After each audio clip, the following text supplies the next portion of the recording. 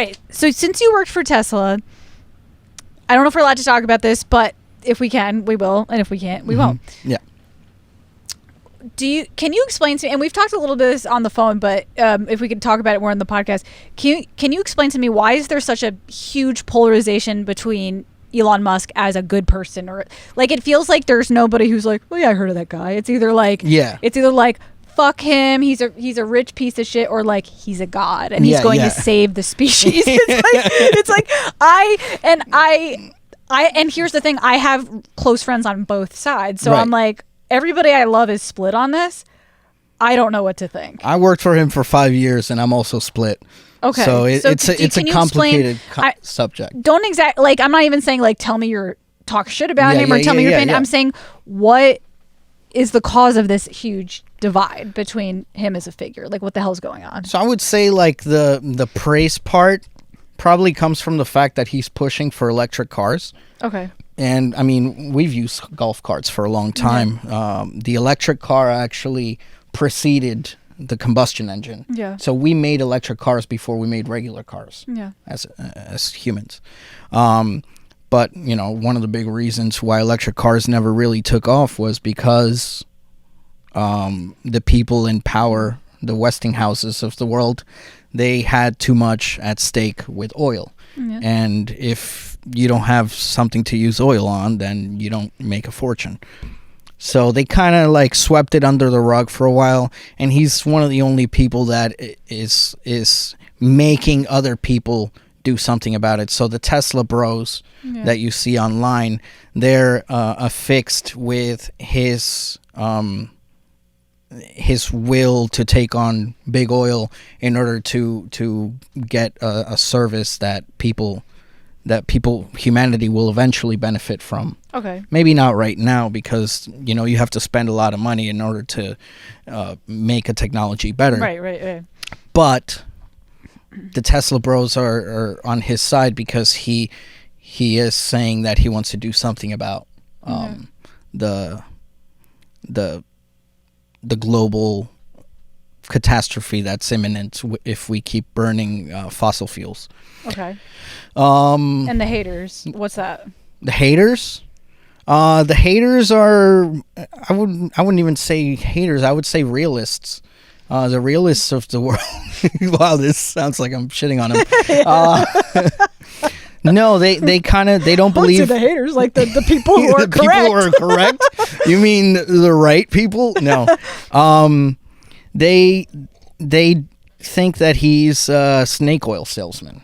That he's trying to make money, capitalize on an idea that we won't be able to get correct in a long time. Right. Okay. So okay, I think I get it now. So the people who are like, he's a snake oil salesman, they're saying like, you're buying into his idea that he can fix these problems. He can't, and you're glorifying him, and he's just like a regular dude. Let's just put this on the table though. The guy coded PayPal, which when he made it, it was X.com. Yeah. But he built the platform of PayPal, the internet way of paying for things that is used universally. He created it,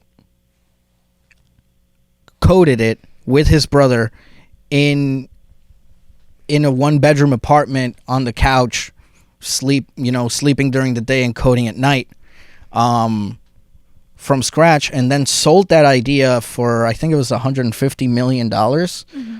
Most people, if they got $150 million, they would just like move to the Bahamas and live out a really nice life and give their children a really nice life. I don't know if $150 million probably doesn't stretch that long. But most people would just kind of give up. And the dude made 3 companies instead of just sitting on the money and kind of like, living it out. And so it's kind of like a little bit of like evidence for the positive. Yeah, evidence that he's putting his money where his mouth is. I think the truth probably lies somewhere in the middle then. Of course. He's probably... well, I'm contradicting myself. I was going to say money might have the power to change people, but then I was going to say there's this old-fashioned quote that's like, money doesn't don't even know. It might not be an old-fashioned quote. It might be like from last year, but Yeah. it's like the quote is, "Money doesn't change who you are; it just exposes who you are." Right. So correct. I'm not sure which is true, but if there is like a little bit of like maybe the money changed him and he enjoyed the fame and Yeah, and he's everything. also growing. You know, maybe his altruistic ideals, he doesn't want to push them forward anymore, and that's why he's going into Twitter and things like that. Yeah. Or maybe he really cares about free speech, but I think his Twitter move was more of probably like a challenge for himself. I think he did that selfishly, Yeah. like moving into Twitter, because his movement to Twitter, that focus could have been better spent with Tesla products, with solar products, and with SpaceX products, but instead he selfishly used part of his attention span to do other things. Gotcha. You know, with Twitter. So Why would I think he he's have changing. what would he benefit from doing that with Twitter? How would that benefit him? Hollywood parties and praying to the great owl effigy in the middle of the forest. Okay. It's interesting. I mean, I can't say more than that. it's interesting how like free speech is like, we're talking about the division of Elon Musk. There's also like a whole nother division of free speech as well, which is like a whole nother thing to unpack. Oh yeah. Yeah. We won't get to that this Yeah, that would episode. be like another episode. Yeah. All right. Okay. Transition.